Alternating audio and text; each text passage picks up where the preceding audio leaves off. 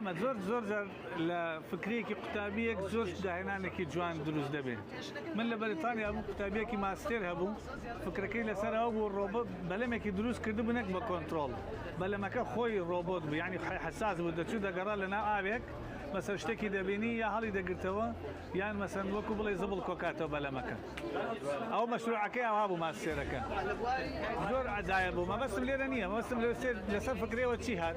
پێشەوەی تەخەڕوجکە پێشانگەیەکی ئەوا بوو، فستیڤاڵێکی وا بوو، عەرزی کرد، منیش لێ بووم لە مختبەرەکەی مەیشی دەکرد.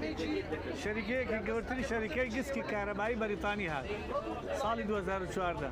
عەقدیان لەگەڵ کرد لە باسی بەلەم لەناو ئاو بسووڕێ، گسکی کارەبایی ڕۆبۆت دروستکە ناو ماڵ بسووڕێ. ئێستا گسکەکە لە بازاڕ دەفرۆشن، دەزانی؟ ئا گسکە خڕەکان فکرەکە لە چێوە هاتووە؟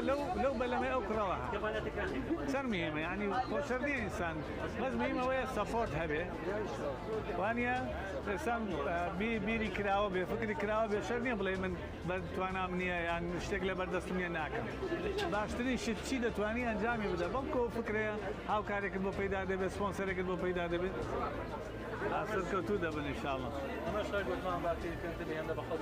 مانە زۆر شتێکی گرنگە بەڕاستی. من بۆ خۆم بۆ مختبەری خۆمان نانەوە بە 3D پرینتەرە دوو پرۆبم دروست کردە، IV وەردەگرین، هەموو جار بەدەست دەیانگرا، ئەوها بەدەست دایاندەنا، هەر غەڵەت دەرەچوو، دەستێکی زەختی دەکرد، دەستێک زەختی نەدەکرد.